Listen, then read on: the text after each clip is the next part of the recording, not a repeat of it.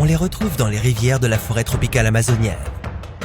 Au lieu de mordre ou de piquer leur proie, ces créatures libèrent jusqu'à 600 volts d'électricité. Il s'agit des anguilles électriques. Que se passerait-il si vous en rencontriez une? Ou pire, des centaines? Comment un poisson peut-il électrocuter quelqu'un? Quelles sont les conséquences d'une décharge sur votre corps? Et est-ce que quelque chose comme ça s'est déjà produit auparavant? Voici Et si.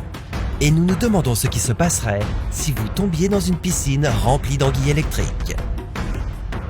Si vous espériez sauter dans une piscine remplie d'anguilles électriques, vous n'auriez peut-être même pas la chance de pénétrer dans l'eau. En effet, si les anguilles vous aperçoivent debout à l'extérieur de la piscine, elles pourraient sauter et vous électrocuter. Et oui, quand les anguilles électriques aperçoivent une menace, elles sont capables de sauter pour vous atteindre.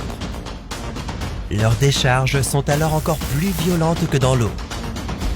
Donc, vous devrez être prudent avant de sauter dans cette piscine. Mais imaginons que vous y parveniez. Que se passerait-il une fois dans l'eau? Sans aucun doute, cela serait incroyablement dangereux.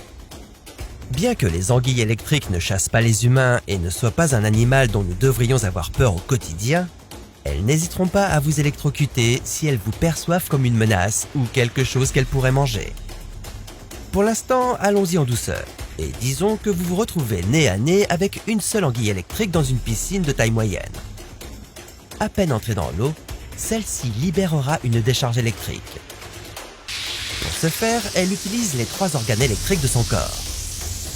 Ces organes contiennent des électrolytes, et l'anguille les utilise pour naviguer et communiquer, ainsi que pour électrocuter ses proies. Le premier choc électrique sera utilisé pour vous localiser. Il vous affectera de plusieurs façons.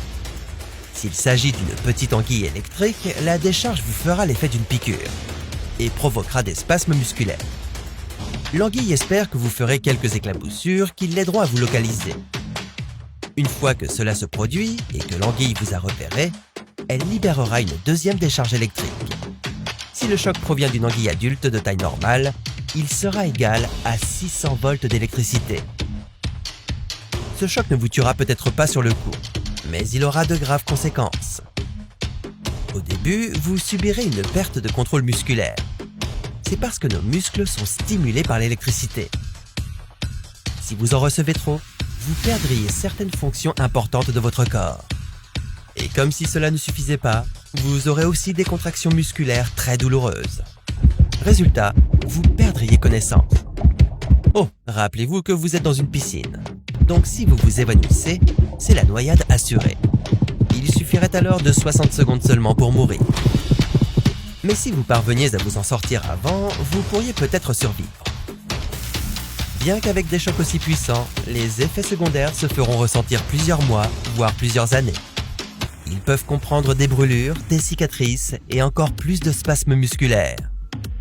Rappelez-vous qu'il ne s'agissait que d'une seule anguille électrique, et elle était plutôt mortelle. Et si on mettait 100 anguilles électriques dans une piscine? Eh bien, cela signifierait une mort instantanée dès que vous sautez dedans. En effet, les anguilles électriques ne sont pas vraiment sociables. Si vous réunissez 2 anguilles dans un petit aquarium, elles s'attaqueront constamment et libéreront des décharges électriques.